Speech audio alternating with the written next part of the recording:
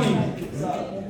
When one party involved in international trade, seller, buyer, ship owner, ship charterer, crew, insurance banker, and broker, succeed unjust or illegally in obtaining money or goods from another party, on whom on the face of it has undertaken specific trade, transport, or financial obligation. There are different kinds of documentary fraud. There's some kind of fraud in trade. You have documentary fraud, you have deviation of piracy fraud, you have third party fraud, you have marine insurance fraud. But my focus here is on documentary fraud because bank deal only in documents.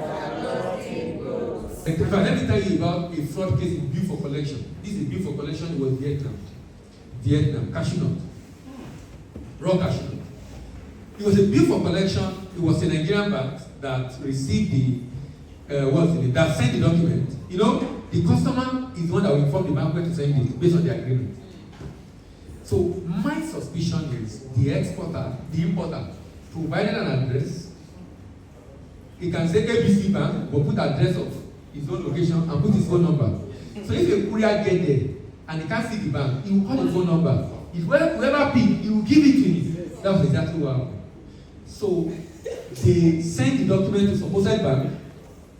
Document collected, good cleared. Payment was due, but payment was not coming. So the bank in Nigeria was sending tracers to them. How far will payment? They said they did not see the document. How far will not see the document? But he said they now sent the tracking number. They now sent track and I realized that the detail provided is actually not the detail of the bank. Now, you know what I'm saying this? Export desk, where are they? Where is it? Please, when you have a bill for collection transaction, you see the address they gave you. For example. You've seen it, Abby? Yes. Check the address, and this is common for Vietnam. They defrauded a lot of Nigerians. And our people are eager to do transaction. I see Nigerian businesses, we are eager. I see you want FS. I know. But don't be eager to go and lose money. You can avoid it now. Why are you eager to lose money? No, but you know, can you see what we've done this quarter? Can you see how simple the solution is? As simple as the solution is, people are losing hundreds of thousands of dollars. As simple as this. So you can't realize that ignorance. Someone says, if you say knowledge is expensive, try ignorance. As simple as this is, people are losing hundreds of thousands of dollars, something that Google says will save them. But they're not aware, they're oblivious of the possibility of this kind of fraud, and they're defrauding Nigerians. You don't have an idea of how people are losing money in trade, both import and export, by the way. Only that because a lot of people are coming to export and they don't want to be trained. How on earth will you be spending millions? You are spending $500,000, $1 million transaction, and you don't know about the business. You do sometimes you don't even need that. You can go online. I said it's not making sense. But when the issue happens, there's someone I met the other time, you know, he's coming for training after your customers.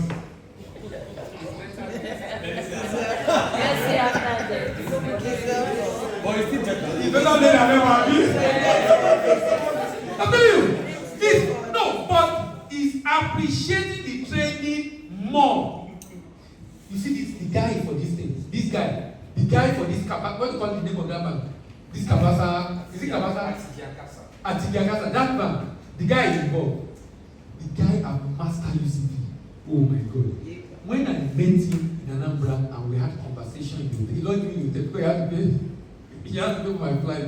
Since he's the one, it's his lawyer's finance that requested.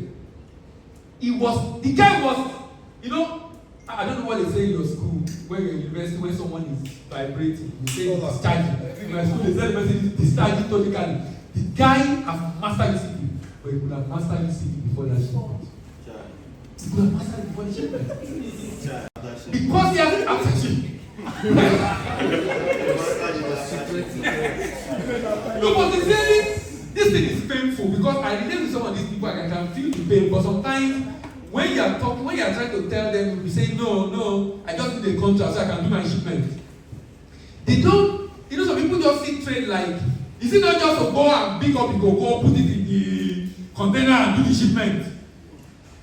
It It is when there are issues I realize that when I want to put it in the cocoa, I could have done a container preparation. I could have put dry bag. I could have used the kind of bag that allow breathing space so that there can be ventilation.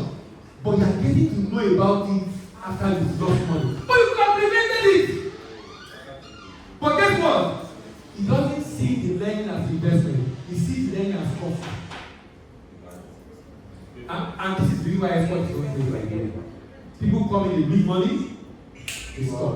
You know, last week we were talking about the number now. The fact that export are few. Listen, people are losing money every now and then. But what's painful is that the reason for losing money is a cuckoo session away. It's a cuckoo session away. It's painful, but it's happening. Please, kudos. I'm happy you guys are doing that. Because some banks have had to, now.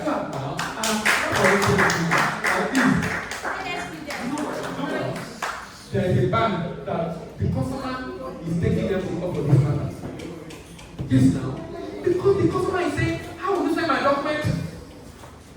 How will you send my document if I want to help? The customer cannot understand. He can't understand. But I gave you the address. But see the HL will be now. Send it to the address now. But it's not receiving. I said my phone. So I have to go to court to go and resolve the matter. Let's look at falsified document. Bill of lading is ordered to reflect that good actually was shipped or the debt was shipped. How to prevent this? Maybe a little bill of lading will help us to be able to prevent this. Because they are all three bill of lading to reflect good not actually shipped or date was shipped. It was shipped late, but they are altering the date of the bill of lading. And now we are having blockchain as blockchain is actually going to be the solution to electronic bill of lading. And it is been tested between New Zealand and China by HSBC with Wave, the company that developed the application, and was very successful. Forged certificate of origin. Seller fake, present fake certificate of origin to falsely claim tariff benefit. Verified certificate with issuing authority or ICC. Inflated commercial invoice. The seller overstayed the invoice amount to obtain higher financing or facilitate money laundering. Cross-checking the pro forma invoice against market price verification, but you don't have this again. Fictitious shipment. Document claimed that goods were shipped, but there was no physical shipment. How do you prevent this? You track, right? You can also, I don't know if your bank is subscribed to Maritime Bureau, National Maritime Bureau. They are not. It will be good to subscribe to Maritime Bureau. They can also help you validate the bill of lading. You can validate without tracking. Because if tracking might mean they've not updated, right? But International Maritime Bureau can ascertain that indeed there was a shipment. So that might be necessary. Discrepant letter of credit. Document presented that LC do not conform to the term, but are accepting under pressure or oversight. Engage document specialists and request free shipment document review. Now, during financial crisis, I was in the bank at this time, 2008, 2009, during the global financial crisis, we were receiving LC documents, and Nigerian importers were telling us, find something on it. You must spot a discrepancy. You know why? The price were dropping in Europe. They wanted to use it to negotiate a new price. That's fraud. So they were putting people in trade under pressure to spot a discrepancy so they will not waive it. If you don't waive it, you won't pay a bill. They will not say, should be the price you told me 10 euro. Now it's 5 euro. Now give me discount now so I can pay you. Yes. Using discrepancy as a tool for negotiation. Tampered insurance certificate. Insurance certificate fall to misrepresent coverage. That's why it's important to verify. Now in Nigeria, you have registry for insurance certificates you can verify. As police catch on the road in Nigeria and they ask for insurance, you show them, they will verify on their phone. Has it happened to you? That happened to me. They will verify on their phone to know if your insurance is fake. Yes, and if it's fake, they will know. You say what? Yeah, can verify the insurance and confirm the value. Counterfeit parking, I'm coming. Counterfeit parking. Parking list fake. To hide under overshipment of smuggled authorized goods. This is where inspection coming. Pre-shipment inspection while the good is being loaded. To compare with custom clearance record. Backdating of documents. Documents like bill of lading are post-dated or backdated to meet contract terms. The number of shipping lines will not want to do this. Request for digital timestamp document document or use platform with document traceability. With electronic bill of lading, it will become difficult because they are using blockchain, which is immutable. You can't change it without the agreement of all parties involved. Misrepresentation of goods in certificate of analysis. Seller present fake report of inspection to falsely claim quality and compliance. This is why you need a what? Independent inspection agent to inspect on behalf of the buyer. Falsified document cargo being non-existent. Bank discount export invoice. Exporter's invoice for a non-existent cargo on a non-existent goods.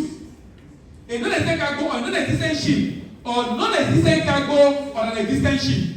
So you have non-existent cargo on a non-existent ship. Or non-existent cargo on an existent ship.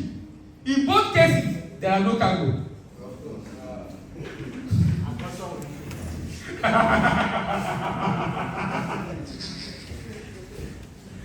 Because there is a bill of lading number fake. Exporter ship cargo with inferior quality and quantity and discount the document but buyer refuse to pay under bill for collection or open account. The exporter conspire with the local inspection agent to defraud the bank. That's why you need a SDS or Bureau and international inspection agent. Exporter conspire with warehouse agent to defraud the exporter's bank. This is why banks always want to have control over the warehouse. This is particularly important for export transactions. Discrepant document loan waive under LC to force, in order to force exporter to send document directly, and this has happened before. Force exporter document or use it as a negotiation tool to get exporter to what? To reduce his price. Watch out for the next part of this training on our YouTube channels, Voice of African Trade or Global Trade College.